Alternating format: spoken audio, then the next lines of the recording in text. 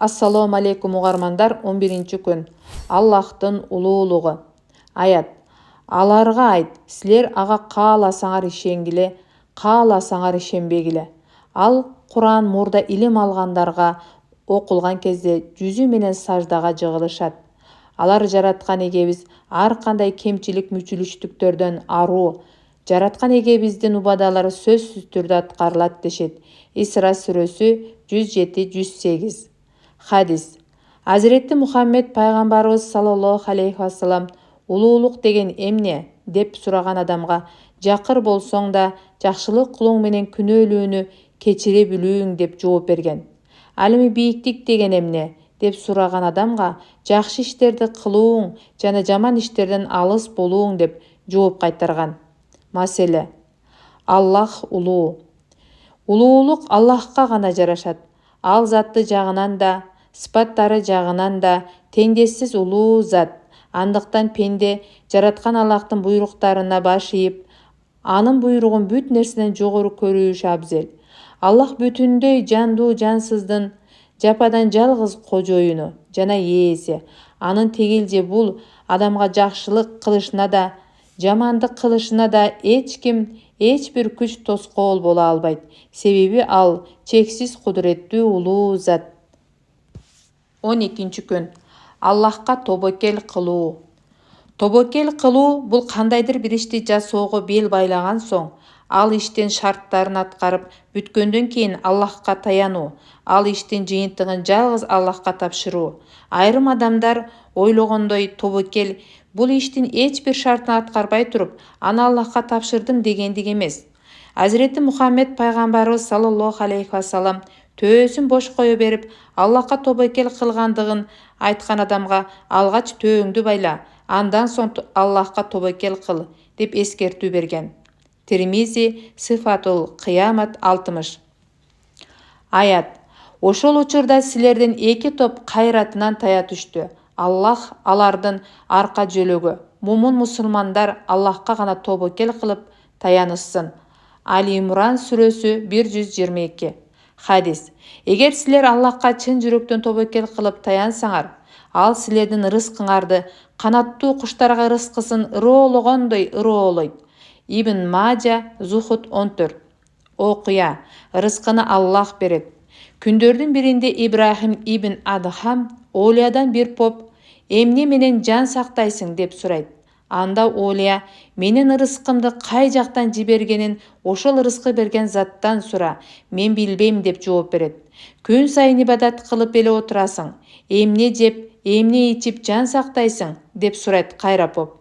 Анда Ибрахим ибн Адхам ага жооп беретинде тиштерин көргөзөт.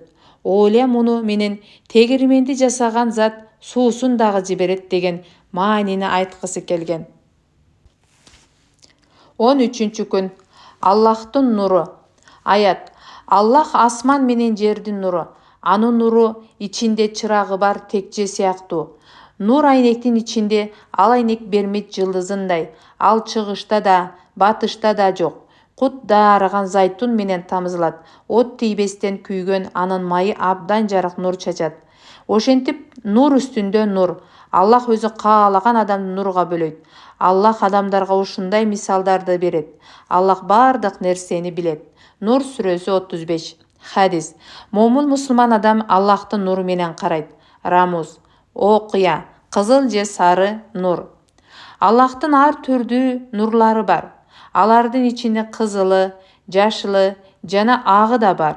Бирок кызыл жана сары нурга алданбоо керек. Анткени ал шайтандын нуру болуп калышы да мүмкүн. Аллах шайтанга дагы нур көрсөтүүгө укук берген.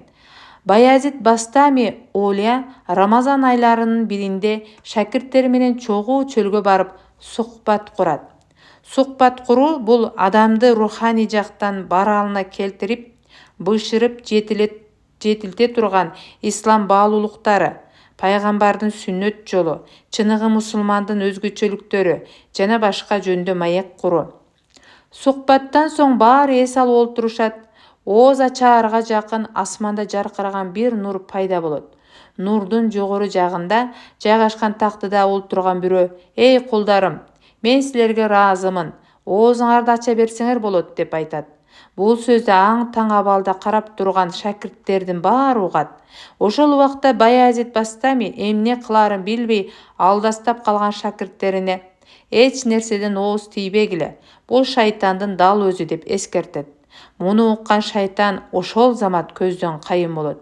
Шакирттери устатына кайрылып, сиз аны шайтан экенин кантип билип койдуңуз деп таң калып сурашат. Анда устат аны шайтан экенин мындан билдим. Биринчиден, ал белгилүү бир жерде көрүндү. Экинчиден, анын үнү бир жактан гана угулду. Ал эми Аллахтан келе турган үн ар тараптан келет.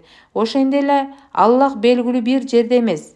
Анын белгилүү бир жерге жана белгилүү бир убакытка муктаждыгы жок. Ал ар түрдүү кемчиликтерден кескин түрдө алыс деп жооп берет. 14-күн. Аллахка моюн сунуу. Аят. Алар Аллахтын дининен башка дин издеп жатабы? Ырас, асман жердегинин баары кааласа да, каалабаса да ага Аллахка моюн сунушат жана жалгыз өзүнө кайтарылышат. Алимран сүрөсү 83. Хадис. Азирети Мухаммед пайгамбарыбыз саллаллаху алейхи вассалам: ким Аллахка ишенсе, анын жүрөгүн Аллах туура багытка салып коет. Тагабын сүрөсү 11 деген аятты чечмелеп, бул жерде жашоонун оош кыйышында болгон ар түрдүү машакаттарга ишарат жасалууда. Аллахка чын жүрөктөн ишенген адам мына ошол машакаттарга кез келгенде аларды Аллахтан деп сыноо катары кабыл алып, Аллахка моюн сунуп, ыраазы болот деген. Бухари. Маселе: Аллахка моюн суноо. Бир адамды элестетип көрөлү. Ал адам жашоосунда кандайдыр бир мыйзам алкагындагы маселелерге душар болсо, дароо эле өзүнө жактоочу жалдайт. Ал адам жактоочунун мыйзамды жакшы жана так билгендигине толугу менен ишенип, бардык күчүн ошого жумшайт. Жактоочунун сабаттуулугуна шексиз ишенгенде сотко берсе дагы көңүлү тынч болот. Ал эми эгер өзү мыйзам жөнүндө эч кандай билимге ээ болбосо, жактоочу дагы жалдабай туруп ошол маселени өз милдетине алса, анда өзү жапа чегип ашыкча кыйналат. Же болбосо оорулуу адам өз каалоосу менен дарыгерге ишенип, ага толугу менен өзүн тапшырат. Дарыгердин берген кеңешине ишенип, аны аткарат. Дарыгер өз адистигин мыкты билет деп эсептеп, анын берген дары-дармектеринен башка чара көрбөй, башка түрдө сакайып кетүүнүн жолун издебейт. Бул адамдардын бири-бирине болгон көз карандылыгын жана ишенимин күчөткөн белгинин бир үлгүсү. Адамдардын бир адамга болгон ишеними тынчтыктын, бейпилдиктин жана ишенимдин башаты болсо, Аллахка болгон ишеним жана моюн сунуу бул үлгүлөргө салыштыргыс өлчөмдө олуттуу жана маанилүү болуп саналат. 15-күн. Аллахтын көрүүчүлүк сыпаты. Аят. Чындыгында Аллах асман жердеги кайыптын, көзгө көрүнбөгөн нерселердин баарын билет. Аллах силердин жасап жаткан ар бир ишиңерди көрүп турат. Хужурат сүрөсү 18. Хадис. Аллах мындай дейт: кимде ким чын ыкласы менен мага кулчулук кылган, менин сүйүктүү олуя пендеме душмандык кылса, мен ага каршы согуш жарыялайм. Пендем мага мен буйруган парыздардан артык башка эч бир жол менен жакындай албайт. Пендем мага парыздарга кошумчалап аткарган нафил ибадаттар менен да талыкпастан жан үрөп жакындаса, мен аны сүйөм. Мен пендемди сүйсөм, мен ага ыроолой турган өзгөчө нурум менен аны сүйлөр тили, угаар кулагы, көрөр көзү, кармаар колу, басаар буту болом. Ал менден эмне тилесе тилегин сөзсүз берем. Мага баш калкаласа, мен аны коргойм. Окуя. Аллах көрбөй турган эч бир жер таба албадым. Мындан бир топ кылым илгери устаттардан бири шакирттеринин ичинен бирөөсүн, башкача айтканда ары акылдуу, ары эмгекчил бир шакиртин өзгөчө жакшы көрө турган. Устаттын мындай сезимин башка шакирттери дагы билчү. Алар иштеринен кызганып, устат эмне себептен бул шакиртке өзгөчө жана жакын мамиле жасайт деп кеп кылышчу. Устат дагы булардан кабардар эле. Күндөрдүн биринде устат сабакка баардыгына жеткиликтүү санда тоок алып келип, ар кимисе бирден таркатып берет. Анан Қана шәкірттерім, бұл тоғдорды эч ким көрбөй турган жерге алып барып мууздап келгиле. Бирок абайлагыла, кимдир бирөө көрүп калбасын деп эскертет. Ошентип шәкірттеринин бардыгы туш-туш тарапка кетишет. Көп өтпөй эле алар тооктордун канын агызып көтөрүп келе башташат. Мен баланча жерден муздадым, эч ким көргөн жок деп кээ бир мактанып кирет.